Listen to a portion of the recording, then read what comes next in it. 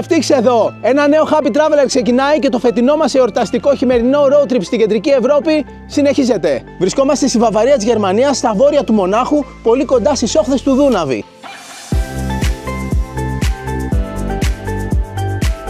Αυτό είναι το κάστρο Donaustauf, το οποίο βρίσκεται σε λόφο πάνω από την ομώνυμη μικρή πόλη, δίπλα στο ποτάμι.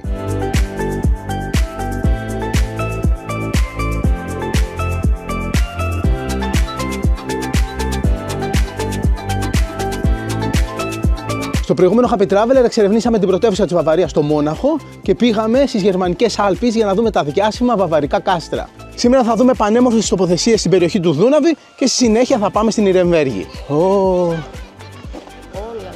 Τι ωραία θέα που έχει από εδώ. Τι υπέροχο ποτάμι είναι αυτό. Ο Δούναβης, τον οποίο τον έχουμε δει σε άπειρα ταξίδια μας, τον έχουμε συναντήσει σε διάφορα σημεία του. Φίλος μας πια ο Δούναβης. Νομίζω αυτή εδώ η περιοχή του Δούναβη είναι από τις ομορφότερες. Πράγματι, υπέροχη είναι.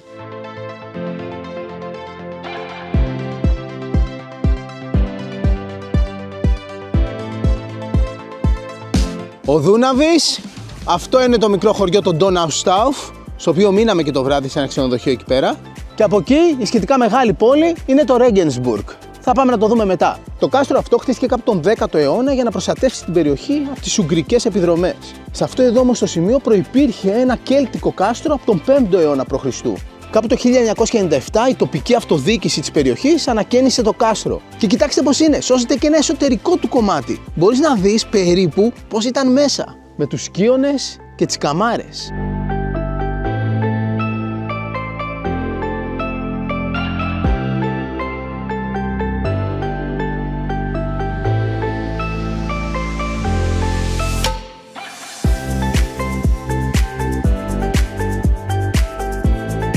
Ο Δούναβης, με συνολικό μήκος κοντά στα 3.000 χιλιόμετρα, είναι ο δεύτερος μεγαλύτερος ποταμός της Ευρώπης μετά το Βόλγα. Θεωρείται διεθνής υδάτινος δρόμος. Ξεκινάει από το Μέλανα δρυμό της Γερμανίας και διασχίζοντας σχεδόν όλη την Ευρώπη από τα δυτικά προς τα ανατολικά, καταλήγει στον Εύξηνο Πόντο, έχοντας περάσει από 4 πρωτεύουσες κρατών.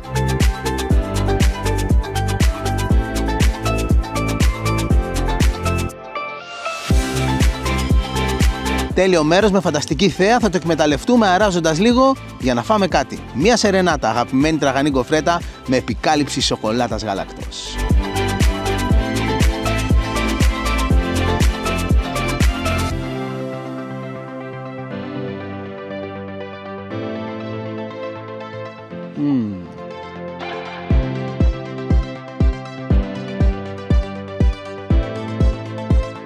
Στο λόφο εκεί απέναντι, από αυτή την πλευρά του ποταμού που βρισκόμαστε, υπάρχει ένα από τα πιο εντυπωσιακά μνημεία σε όλη τη Γερμανία.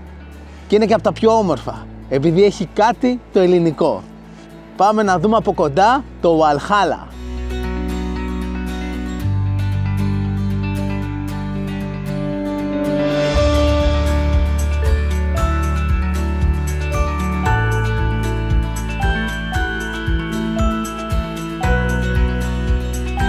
Αν ποτέ θέλετε να δείτε, να αγγίξετε και να περπατήσετε μέσα σε ό,τι πιο κοντινό στον Παρθενώνα όπως ήταν πριν από 2.500 χρόνια, πρέπει να έρθετε εδώ. Και δεν είναι μόνο η αρχιτεκτονική, είναι και οι διαστάσεις σχεδόν ίδιες με τον Παρθενώνα στην Ακρόπολη. Παρθενώνας έχει μήκος 66 μέτρα, αυτό 69.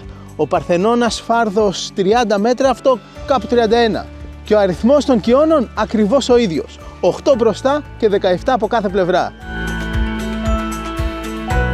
Ο λόγος που αυτή η κόπια του Παρθενώνα βρίσκεται εδώ είναι ο Λουδοβίκος ο πρώτος της Βαβαρίας, όταν το 1807, όντας ακόμα τότε πρίγκιπας της Βαβαρίας, οραματίστηκε αυτό το μνημείο στο συγκεκριμένο σημείο. Χρειάστηκε να περάσουν σχεδόν 2 δεκαετίες, ο Λουδοβίκος να γίνει βασιλιάς και το 1826 τελικά να ξεκινήσει επίσημα την κατασκευή αυτού του μνημείου.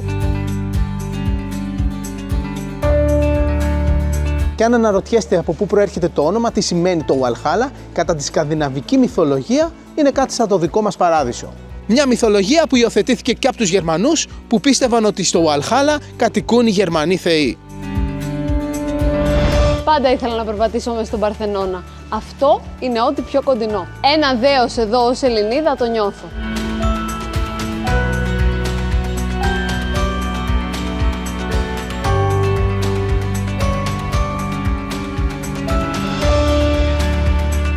θέα εντωμεταξύ από εδώ του Δούναβη είναι απίστευτη.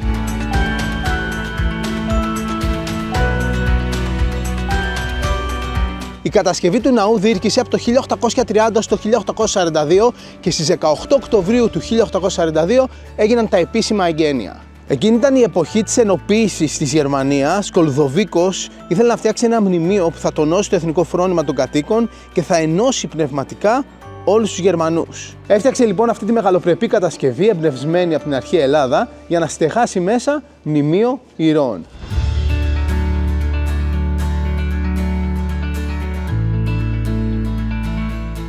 Μπήκαμε και μέσα. Έχει εισιτήριο για να μπεις, κάνει 4,5 ευρώ το άτομο και είναι δωρεάν τα παιδιά. Και όσο όμορφο είναι εξωτερικά, άλλο τόσο όμορφο είναι και εσωτερικά. Μέσα εδώ υπάρχουν αγάλματα και πρωτομές διάσημων Γερμανών προσωπικότητων. Και δεν είναι μόνο Γερμανοί, αλλά και γερμανόφωνοι που ζούσαν σε άλλα σημεία του πλανήτη. Εδώ θα δούμε τον Γκέτε, τον Μπετόβεν, αλλά και τον Μότσαρτ, που παρότι ήταν Αυστριακός, ήταν γερμανόφωνος.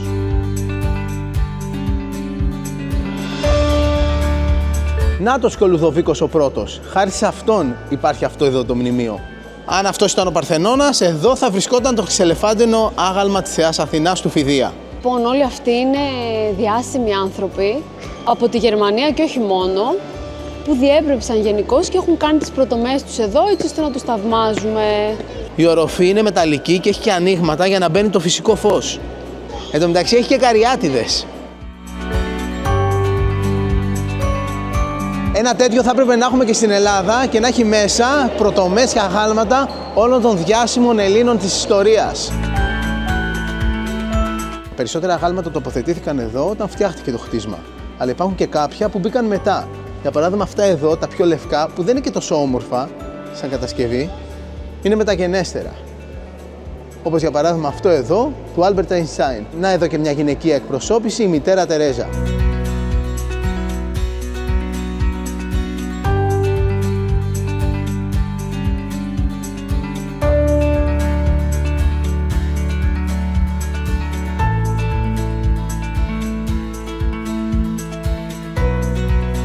Θα το ξαναπώ για να μείνει. Ένα τέτοιο πρέπει να φτιάξουμε και στην Ελλάδα και μέσα να βάλουμε τις πρωτομές όλων των μεγάλων Ελλήνων της ιστορίας. Από τον Σοκράτη και τον Μέγα Αλέξανδρο μέχρι τον Παπα-Νικολάου και πείτε όποιο άλλο θέλετε της σύγχρονης εποχής.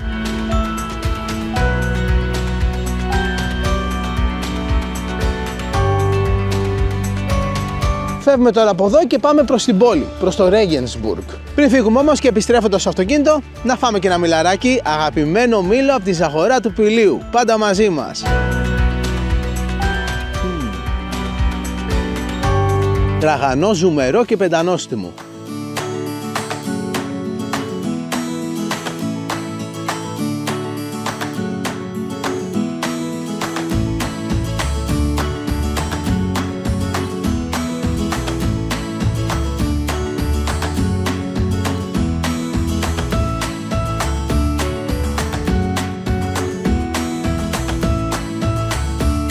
Φτάσαμε στο Regensburg. Για την ακρίβεια διασχίζουμε το πέτρινο ιστορικό τοξωτό γεφύρι, το οποίο θα μας οδηγήσει στην καρδιά της μεσαιωνικής πόλης.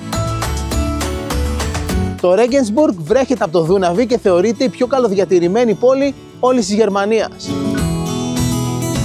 Το Regensburg με περίπου 150.000 μόνιμους κατοίκους είναι η τέταρτη μεγαλύτερη πόλη της Βαβαρίας μετά το Μόναχο, την Ιρεμβέργη και το Augsburg. Είναι επίσης η 8η μεγαλύτερη συνολικά πόλη που βρέχεται από το Δούναβι. Στο τέλος της γέφυρας βρίσκεται ο εντυπωσιακός πύργος με το ρολόι που είναι ουσιαστικά και η πύλη για να μπούμε στο ιστορικό κέντρο της πόλης. Γεια σας. Α, ναι. Γεια σας. Και ταξιδεύουμε. Τι να είστε καλά. Γεια σας. Να είστε καλά. Ορίστε, σχολείο από τον πύργο της Ηλίας. Γεια! Το Regensburg είναι η βορειότερη πόλη που βρέχεται από το Δούναβι. Εδώ σε αυτό το σημείο είναι το βορειότερο σημείο που φτάνει ο ποταμός και μετά συνεχίζει προς τα νότιο-ανατολικά.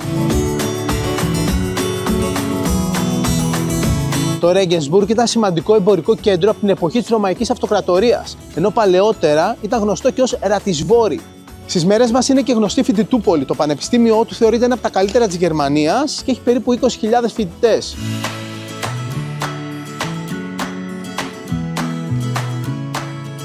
Αυτή εδώ είναι η πλατεία του παλιού Δημαρχείου, όπου υπάρχει μια χριστουγεννιάτικη αγορά και το χριστουγεννιάτικο δέντρο της πόλης. Αυτό είναι το παλιό δημαρχείο της πόλης. 1000 ετών μεσαιωνικό κέντρο πόλης σε εξαιρετική κατάσταση.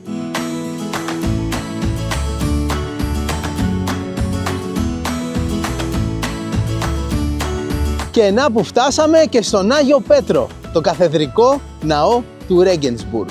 Ο εντυπωσιακός αυτός ναός, χαρακτηριστικό δείγμα γοτθικής αρχιτεκτονικής, ολοκληρώθηκε το 1520. Ο ναός έχει μήκος 85 μέτρα και οι δύο πανύψηλοι πύργοι φτάνουν τα 105 μέτρα από την βάση.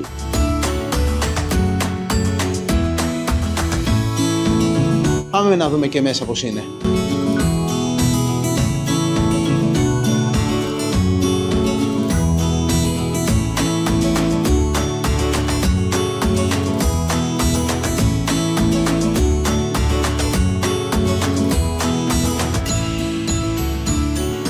Ο καθεδρικός ναός του Regensburg είναι η έδρα της τοπικής εκκλησίας και επίσης αποτελεί ένα από τα πιο χαρακτηριστικά σύμβολα της πόλης.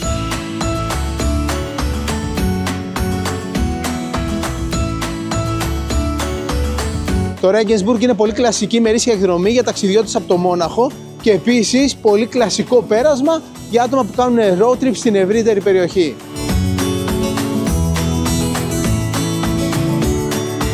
Αυτή είναι η χριστουγεννιάτικη αγορά του Regensburg.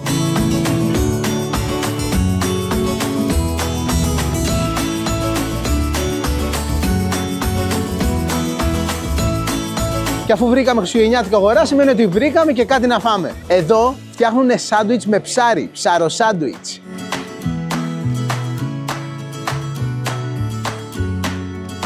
Πήραμε ένα με μαγειρεμένη πέσοβα και καθόλου σάλτσες μέσα για να φάνε οι μικρές. Και εγώ πήρα αυτό εδώ με την αγαπημένη μου ρέγκα. Κοιτάξτε πως είναι, έχει και κρεμμύδια και πίκλες. Δεν είναι καπνιστή, είναι μαριναρισμένη. Είναι λίγο σαν σούσι, αλλά μέσα σε ξύδι.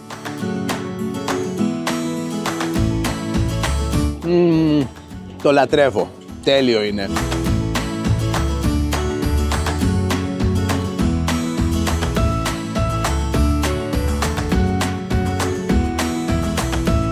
Πήραμε επίσης ένα μικρό γερμανικό χοντογκάκι με 2 λουκάνικα, έτσι, βουρστ γερμανικά και μία σούπα, καρτόφεν σούπε.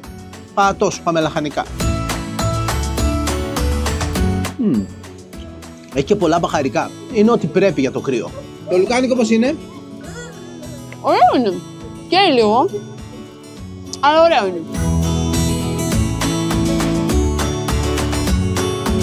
Ωραία είναι.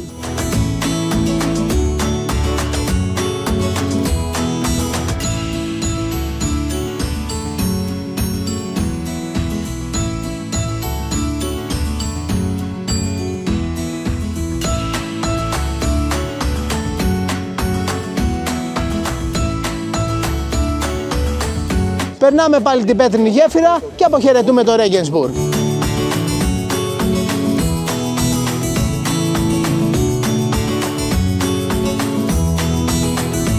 Είμαστε στο αυτοκίνητο και οδηγούμε νοτιοδυτικά παράλληλα με το Δούναβι. Το road trip στη Βαβαρία συνεχίζεται. Στάση για να πιούμε ένα καφέ. No, Ιταλιάνο. Καλησπέρα.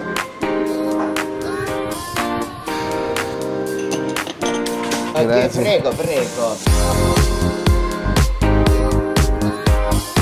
Ορίστε, βρήκαμε γνήσιο ιταλικό καπουτσίνο εδώ στη Γερμανία. Και ο κύριος που μας το έφτιαξε μιλούσε ιταλικά. Και εννοείται αυτό το τέλειο καφέ μπορούμε να το φτιάξουμε και στο σπίτι μας με τις κάψουλες σε γκαφρέντο. Καληνύχτα, γεια σας. Μιλάνε και ελληνικά. Ωραία. Φύγαμε, πάμε να συνεχίσουμε.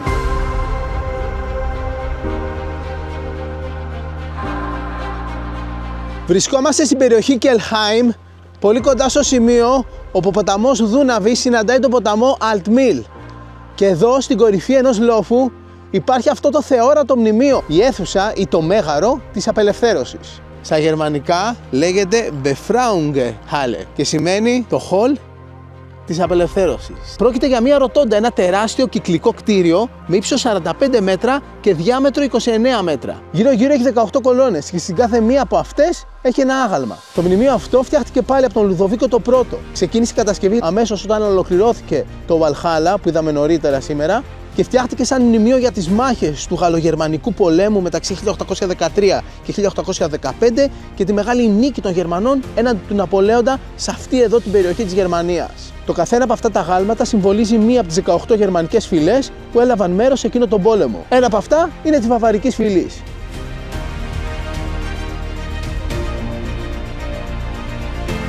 Την μπροστινή πλευρά έχει σκάλα και πόρτα, αλλά δυστυχώς αυτή τη στιγμή είναι κλειστά. Δεν μπορούμε να δούμε πώς είναι μέσα. Η θέα πάντως από εδώ πέρα είναι μαγευτική.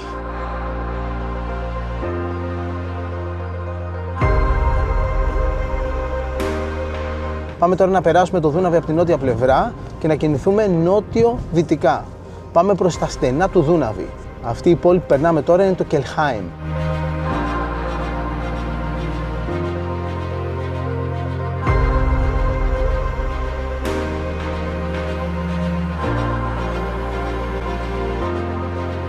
Περάσαμε από τη μικρή πόλη που λέγεται Weltenburg και πάμε προς το μοναστήρι του Weltenburg, το Kloster Weltenburg.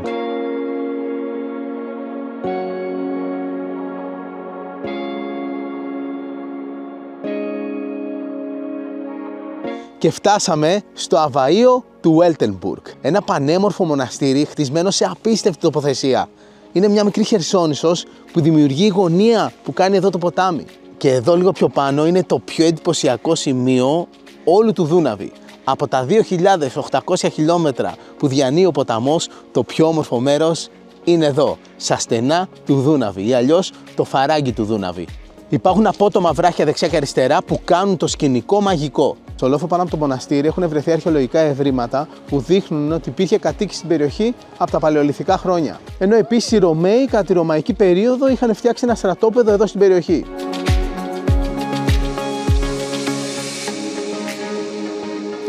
Το μοναστήρι αυτό είναι καθολικό και ανήκει στο τάγμα των Βενεδικτών μοναχών. Το μοναστήρι πρωτοειδρύθηκε το 617 μετά Χριστόν, αλλά έτσι όπως το βλέπουμε σήμερα αυτή η κατασκευή είναι του 18ου αιώνα. Χτίστηκε μεταξύ του 1716 και του 1739. Ο κεντρικός ναός της Μονής είναι ο Άγιος Γεώργιος. Πάμε μέσα.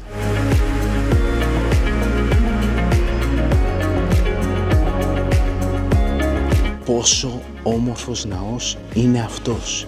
Κοιτάξτε το ιερό.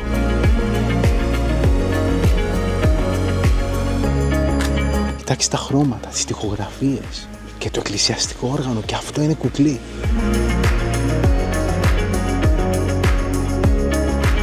Το μοναστήρι αυτό φημίζεται για τη ζυθοποιία του. Παράγουν μπύρα μέσα στο μοναστήρι. Αυτή εδώ την μπύρα, την Weltenburg. Είναι η παλαιότερη ζυθοποιία σε μοναστήρι σε όλο τον κόσμο, από το 1050. Τους καλοκαιρινούς μήνες, αν έρθεις εδώ πέρα μεσημέρι, γίνεται χαμός. Δεν υπάρχει τραπέζι. Έρχεται κόσμος να φάει και να πιει μπύρα. Και η μπύρα αυτή έχει κερδίσει πολλά χρυσά βραβεία σε παγκόσμιους διαγωνισμούς. Ωραία, φεύγουμε τώρα από εδώ και επόμενη στάση στο road trip, Νιρεμβέργη.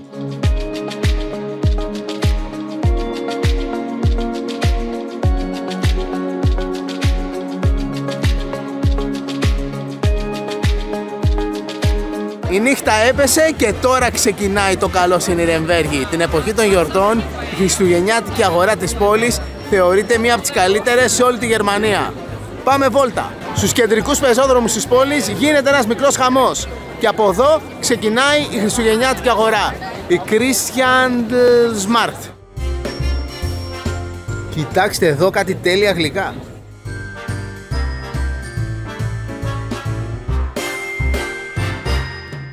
Η κεντρική πλατεία της παλιάς πόλης είναι γεμάτη με μαγαζάκια και τα πάντα γύρω-γύρω είναι στολισμένα. Από τα μαγαζάκια πάνω κάτω τα μισά έχουν είδη δώρων, διακοσμητικά κτλ.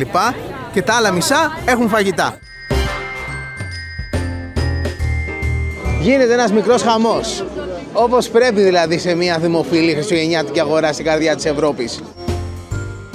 Αύριο με το φως ημέρας θα κάνουμε μια βόλτα στο κέντρο της πόλης και θα δούμε πιο αναλυτικά τα πιο σημαντικά αξιοθέατα.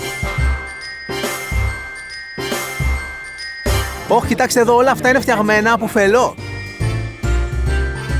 Να και τα κλασικά γερμανικά λουκάνικα.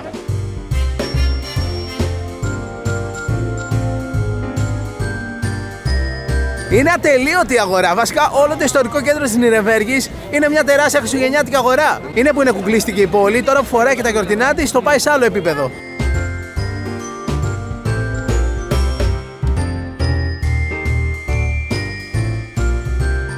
Βασικά στο κέντρο της πόλης υπάρχουν πολλές αγορές σε διαφορετικά σημεία, αλλά πάνω κάτω όλες σου δίνουν την αίσθηση ότι είναι ενωμένες. Εδώ έχει διάφορα πραγματάκια για φαΐ. Νομίζω ότι θέλω να δοκιμάσω κάτι που δεν έχω ξαναφάει ποτέ. Εντάξει, έχει μπιφτέκια, κάνουν μπέργκερ, έχουν λουκάνικα, έχουν ψαροσάντουιτς σαν αυτό που ήδη φάγαμε. Αυτό τι είναι εδώ? Αυτό φαίνεται ενδιαφέρον. Είναι ακριβώς αυτό που νομίζετε ότι είναι. Ομός κιμάς, ταρτάρ, πάνω σε ψωμί με κρεμμύδι και μπαχαρικά. Για να δούμε τι λέει. Καλό είναι, αλλά θα το προτιμούσα ψημένο.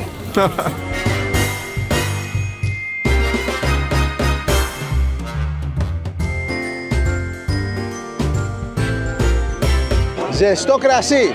Ό,τι πιο χριστουγεννιάτικο έχεις να πιεις εδώ πέρα.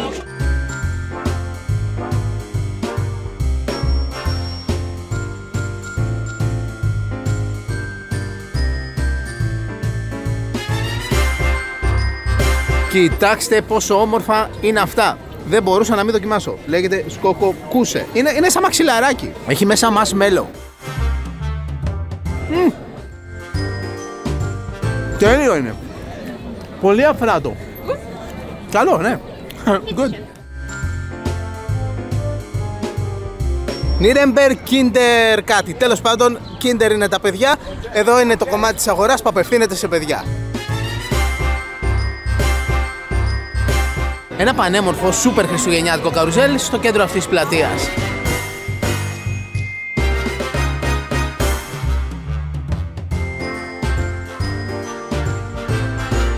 Και μια μικρή ρόδα. Υπάρχει και πιο μεγάλη στο κέντρο της πόλης. Αυτή είναι απλώς η μικρή παιδική. Και εδώ έχει άπειρα φαγητά.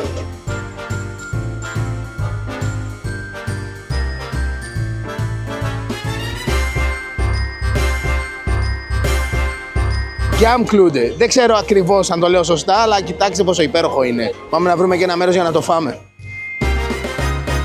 Φαίνεται πολύ λακταριστό. Είναι ένα είδους dumpling με αυτή τη ζεστή κρέμα βανίλιας και από πάνω έχει και αγριοκέρασα και έβαλε και λίγη κανέλα. Wow. Τέλειο. Ό,τι πιο χριστουγεννιάτικο σε γεύση. Είναι ωραίο, αλλά αυτό το εσωτερικό πολύ σκέτο ζυμάρι. Θα ήταν ωραίο να έχει μέσα καμιά γέμιση, τίποτα μήλο. Η ζεστή κρέμα βανίλιας πάντως και το αγριοκέρασο είναι όλα τα λεφτά.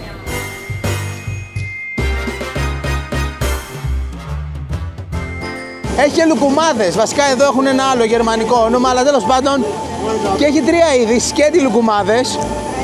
Αυτή που είναι γεμιστή με κρέμα σοκολάτας και αυτούς εδώ με την άχνη ζάχαρη που είναι γεμιστή με κρέμα βανίλια. Καλός ο γερμανικός λουκουμάς. Εγκρίνεται.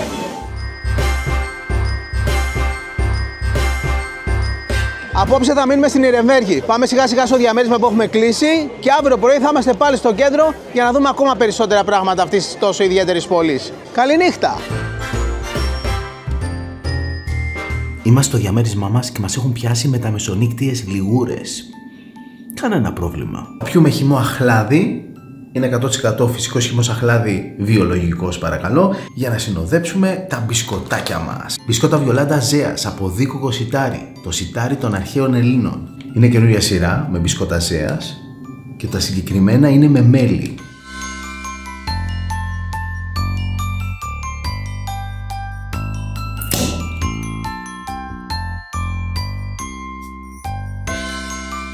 Έχει ανθρακικό.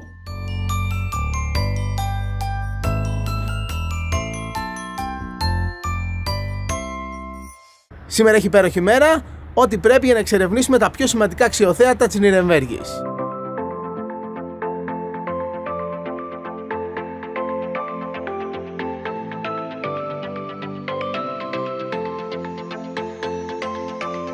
Ξεκινάμε τη βόλτα μας στην Νιρεμβέργη από ένα τεράστιο πάρκο που βρίσκεται στα νοτιοανατολικά της πόλης. Είναι το Volkspark. Εδώ κάθε χρόνο γίνεται το Vogue Festival και επίσης ένα από τα μεγαλύτερα φεστιβάλ ροκ μουσικής στην Ευρώπη, το Rock am Ring. Είναι μια τεράστια έκταση με λίμνες, στην οποία υπάρχουν γήπεδα, εκθεσιακό κέντρο και ένα τεράστιο στρογγυλό κτίριο που από τη μία μεριά μοιάζει με το Κολοσσέο. Βασικά υπάρχουν πολλά περίεργα κτίρια εδώ πέρα. Εκτός από αυτό, από την άλλη μεριά υπάρχουν κάτι τεράστιοι πύργοι. Αυτά έχουν να κάνουν με τη μαύρη πλευρά της ιστορίας Γερμανίας, στην εποχή που στην εξουσία ήταν οι Ναζί. Αυτό ήταν εκθεσιακό κέντρο και τώρα μέσα έχει όλο το ιστορικό αρχείο από την εποχή των Ναζί. Το μέρος αυτό είναι γνωστό και σαν Datchenhai και έτσι λέγεται και αυτή η λίμνη. Βασικά υπάρχει μια λίμνη από εκεί που δεν έχει τόσο νερό και μια λίμνη από εδώ. Ανάμεσα υπάρχει ένας μακρύς διάδρομος, δρόμος τεράστιος που έχει και πάρκινγκ και εννοείται αυτός γεμίζει αυτοκίνητα όταν εδώ στην περιοχή γίνονται φεστιβάλ. Στην από εκεί πλευρά που υπάρχουν οι πύργοι είναι το σημείο που το φασιστικό ναζιστικό καθεστώς εκείνη την εποχή έκανε τεράστιες ομιλίες. Και επίσης εδώ υπήρχε και Zeppelin Ground, δηλαδή σημείο που απογειωνόντουσαν εκείνα τα τεράστια αερόστατα. Εν τω μεταξύ πως είναι κάτω, σαν να έχει χιονίσει.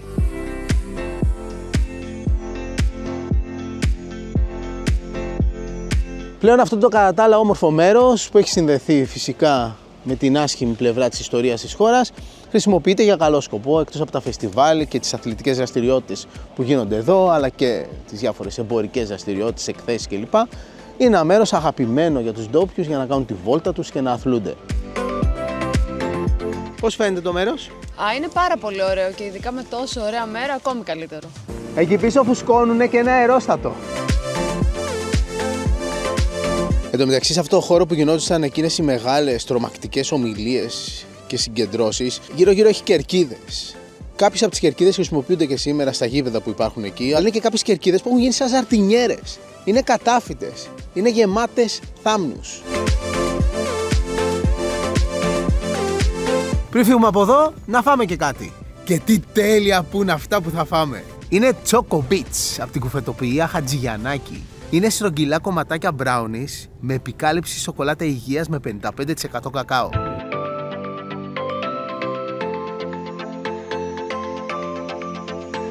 Εντάξει, τέλεια και για κέρασμα, αλλά και σαν γλυκό σνακ οποιαδήποτε στιγμή της ημέρας. Υπερ ευκολοφάγωτα. Ορίστε, ακόμα και σήμερα εδώ πέρα είναι τόπος απογείωσης αερόστατων.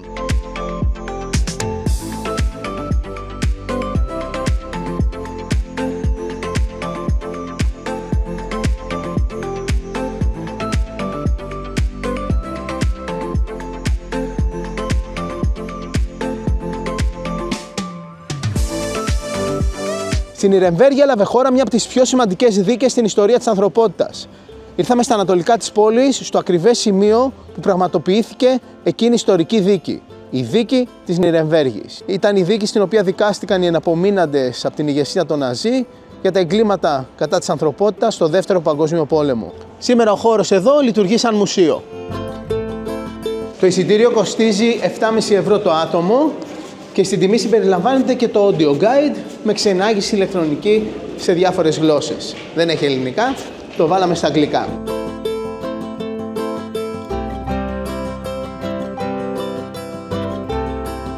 Αυτή είναι η λεγόμενη αίθουσα 600, η αίθουσα στην οποία μεταξύ 20 Νοεμβρίου 1945 και 1η Οκτωβρίου του 1946, για περίπου ένα χρόνο, έγινε η δίκη της Νιρεμβέργης.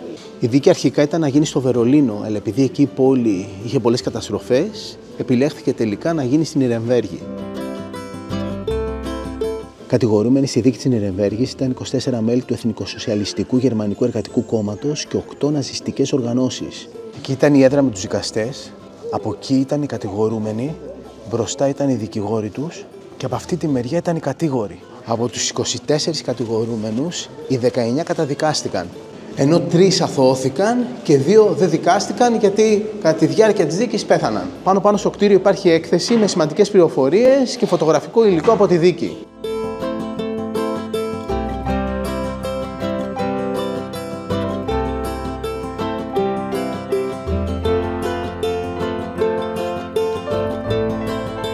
Αυτοί ήταν οι δικαστές. Σοβιετική Ένωση, Μεγάλη Βρετανία, Ηνωμένες Πολιτείες Αμερικής και Γαλλία. Αυτή ήταν η διερμηνής. Είχε πολλούς διερμηνείς.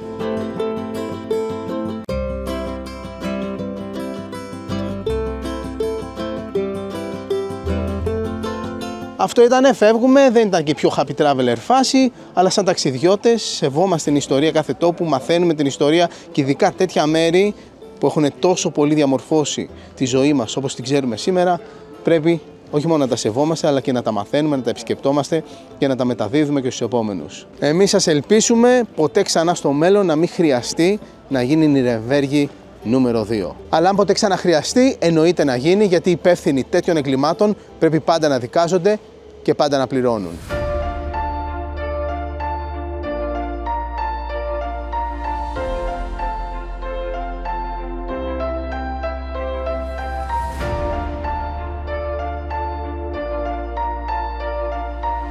Έχουμε μεταφερθεί στο ιστορικό κέντρο της Νιρεμβέργης, εντός των τυχών που περικλείουν την παλιά πόλη και συγκεκριμένα στη βόρεια πλευρά, όπου βρίσκεται το Βασιλικό Ανάκτορο, ένα πανέμορφο κάστρο, έμβλημα της πόλης. Βασιλικό κάστρο, Κάιζερινο-Βασιλιάς Μπουργκ είναι το κάστρο. Από εκεί είναι εκτός των τυχών, εδώ έχουμε τάφρο, τα τείχη, το κάστρο και από πίσω η παλιά πόλη. Το Βασιλικό Κάστρο είναι χωρίς αμφιβολία ένα από τα πιο δημοφιλή αξιοθέατα της πόλης. Και εδώ είναι το σημείο που μαζεύεται όλος ο κόσμος για να δει τη θέα, κάτω όλη την πόλη. Το κάστρο είναι χτισμένο πάνω σε λόφο και έτσι από εδώ μπορείς να δεις κάτω όλη την πόλη.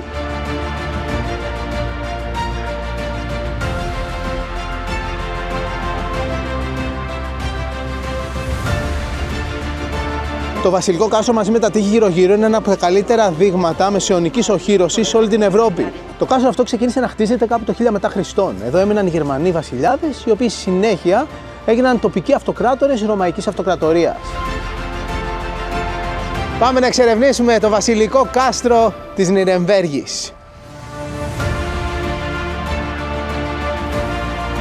Ο εκάστοτε βασιλιάς ή αυτοκράτορας ήταν πάντα ο ανώτατος δικαστής της αυτοκρατορίας. Και εδώ ήταν το δικαστήριο.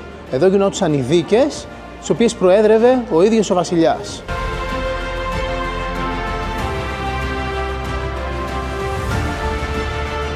Και εδώ ήταν ο βασιλικός ναός, η εκκλησία του κάστρου.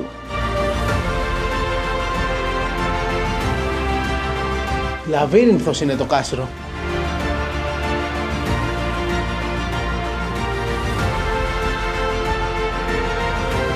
Εδώ έχει μια έκθεση με βασιλικά αντικείμενα. Τρισδιάστατος χάρτης της Νιρεμβέργης.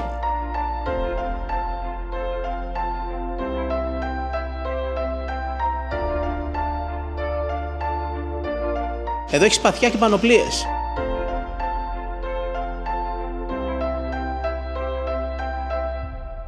Θα πάμε τώρα να ανέβουμε και στον πύργο Σίνγουελ, ο οποίος χτίστηκε στο δεύτερο μισό του 13ου αιώνα και ήταν το βασικό παρατηρητήριο του κάστρου. Το πάνω κομμάτι που είναι σαν μπαλκόνι χτίστηκε αργότερα, το 1560. Το όνομα του πύργου Σίνγουελ σημαίνει ο τέλειος κύκλος, επειδή έχει αυτό το πολύ χαρακτηριστικό εντελώς κυλινδρικό σχήμα. Ο πύργος έχει ύψος 38,5 μέτρα και ανεβαίνουμε αυτά τα κυκλικά σκαλιά για να φτάσουμε πάνω και να απολαύσουμε τη θέα. Φτάσαμε στην κορυφή! Κοιτάξτε θέα που έχει από εδώ πάνω. Από εδώ φαίνεται όλη η Νιρεμβέργη, η οποία σαν πόλη έχει 500.000 κατοίκους και είναι η δεύτερη μεγαλύτερη πόλη της Βαβαρίας.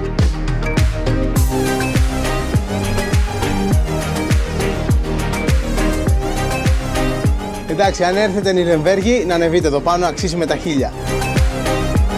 Και αφού απολαύσαμε τη θέα, πάμε πάλι κάτω.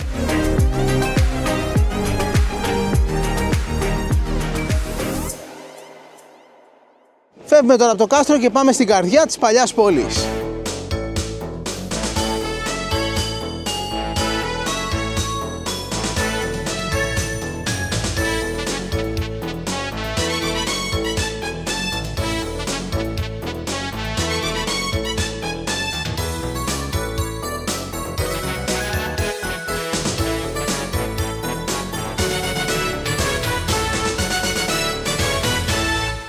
Κατεβαίνοντας από το κάστρο, συναντάμε στο δεξί μας χέρι τον Άγιο Σεβάλδο, μία από τις σημαντικότερες και παλαιότερες εκκλησίες της πόλης. Ο Άγιος Ευάλωτος ήταν ένας ερημίτης και ιεραπόστολος που έζησε εδώ στην Νιρεμβέργη τον 8ο αιώνα μετά Χριστόν.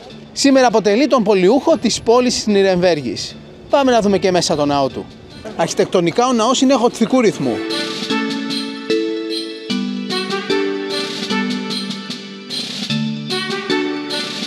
Η μεσαιωνική αυτή εκκλησία χτίστηκε στα μέσα του 13ου αιώνα. Το εκκλησιαστικό όργανο είναι και αυτό πολύ παλιό, από τα μέσα του 15ου αιώνα.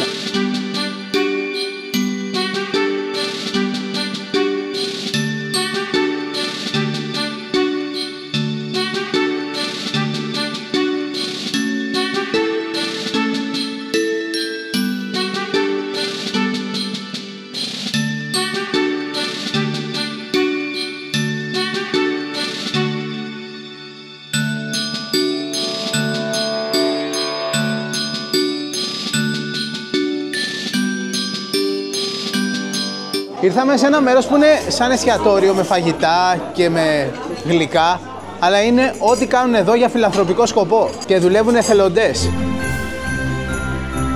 Και φαίνεται όλα τα φαγητά και ειδικά η σούπα να είναι full σπιτική. From Greece, yes. Γεια σας, τι κάνετε? Θα μιλάτε και ελληνικά. Πού έρχεστε? Από Θεσσαλονίκη. Και εγώ από τη Θεσσαλονίκη. Αλήθεια, μένετε εδώ μόνιμα? Ναι. Τέλεια, το όνομά σας? Λιάννα. Γεια σας κύριε Λιάννα. Και εδώ τι κάνουν ακριβώς? Εδώ είναι μια γκρουπ των Lions. Ναι. Και η εκδήλωση αυτή είναι φιλανθρωπική.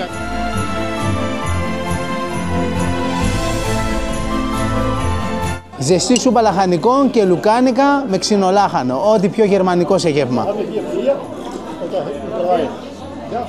Πω, το σουμάκι είναι πεντανόστιμο.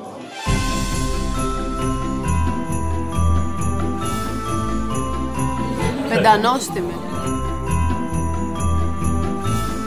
Κοιτάξτε άμαξα με άλογα που έχει εδώ πέρα. Πολύ αρχοντική και τα άλογα τεράστια. Αυτές πρέπει να είναι παλιές ταχυδρομικές άμαξες.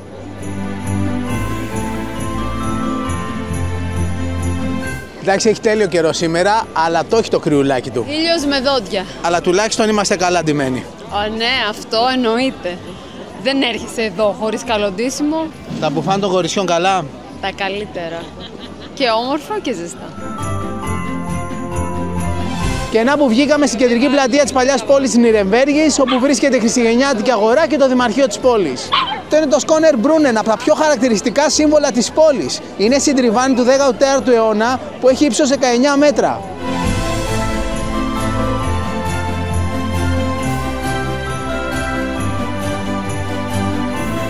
Εντάξει, η Χριστουγεννιάτικη αγορά έχει άπειρο κόσμο μέρα νύχτα.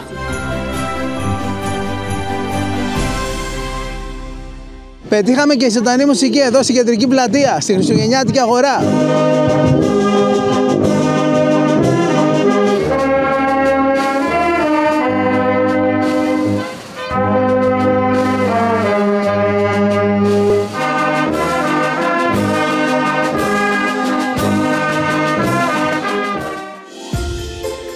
Η πανέμορφη εκκλησία που βρίσκεται στην κεντρική πλατεία, που επίσης λέγεται πλατεία κεντρικής αγοράς, είναι η Frauenkirche της Νιρεμβέργης. Πάμε να τη δούμε και αυτή μέσα. Είναι και αυτή γοτθικού ρυθμού και χτίστηκε τον 14ο αιώνα. Ξεκίνησε να φτιάχνεται το 1352 και ολοκληρώθηκε 10 χρόνια μετά. Αυτή είναι η δεύτερη από τις πολύ σημαντικές εκκλησίες της πόλης.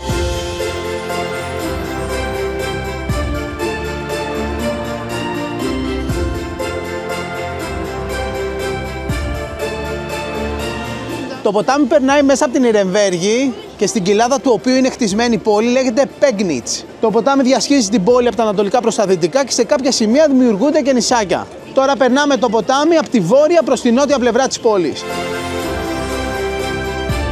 Η Νιρεμβέργη γνώρισε τη μεγάλη της άνθηση σαν πόλη χοντρικά από το 1000 ως το 1500. Ήταν εκείνη η εποχή που η πόλη επεκτάθηκε δραματικά, μεγάλωσε απότομα και έγινε βιομηχανικό, οικονομικό και εμπορικό κέντρο της ευρύτερης περιοχής. Η πόλη συχνά αναφέρεται ως ανεπίσημη πρωτεύουσα της Άγιας Ρωμαϊκής Γερμανικής Αυτοκρατορίας. Και αυτό επειδή τα λεγόμενα Reichstage, τα αυτοκρατορικά συμβούλια και δικαστήρια, λάμβαναν χώρα εδώ, στο κάστρο της Νιρεμβέργης. Αυτό που είδαμε νωρίτερα.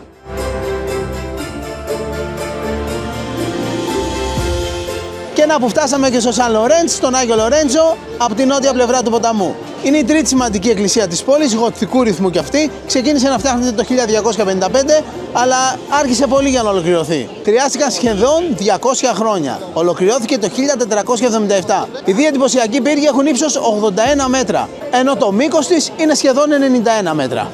Πάμε να δούμε και αυτή μέσα.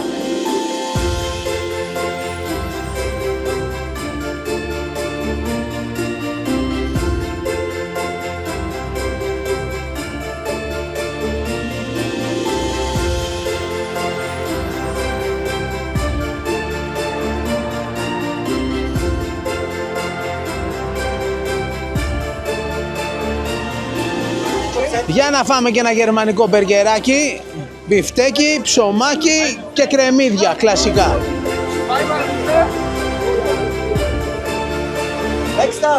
Έχει ίδια γεύση με το λευκό λουκάνικο.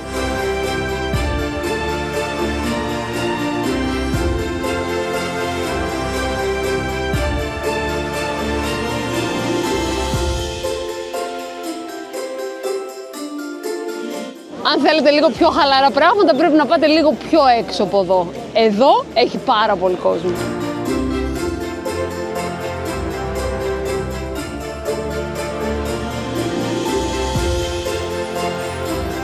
Στην νότια πλευρά του κέντρου της πόλης, στο σημείο που είναι τα τείχη, υπάρχει ένας ακόμα χαρακτηριστικός πύργος και σε εκείνο το σημείο από την έξω πλευρά του τείχων συναντάμε τον κεντρικό σιδηροδρομικό σταθμό της Νιρεμβέργης.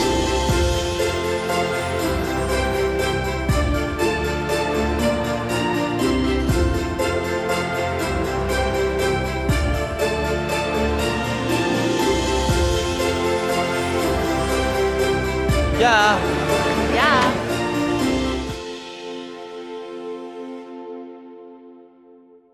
Είμαστε στο αεροδρόμιο. Επιστρέφουμε Ελλάδα.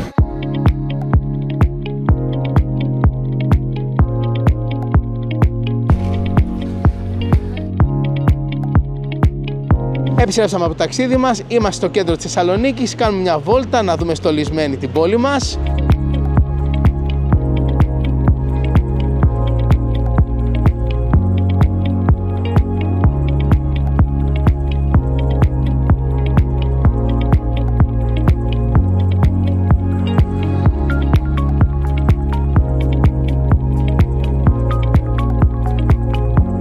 Την ευκαιρία να κάνουμε και μερικά ψώνια τελευταία στιγμής που χρειαζόμαστε και να πάρουμε και κάποια δωράκια.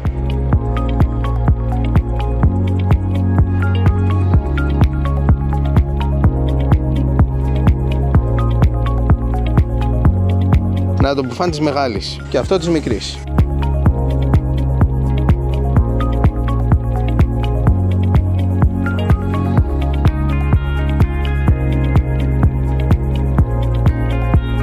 Πάμε και μια βόλτα με το ολοκένουργιο μετρό της πόλης μας. Πώς νιώθεις? Υπέροχα ως στη Θεσσαλονικιά που μπαίνω στο μετρό μας, επιτέλους. Είναι μονοκόμματα τα τρένα. Μπορείς να πας από τη μία άκρη στην άλλη.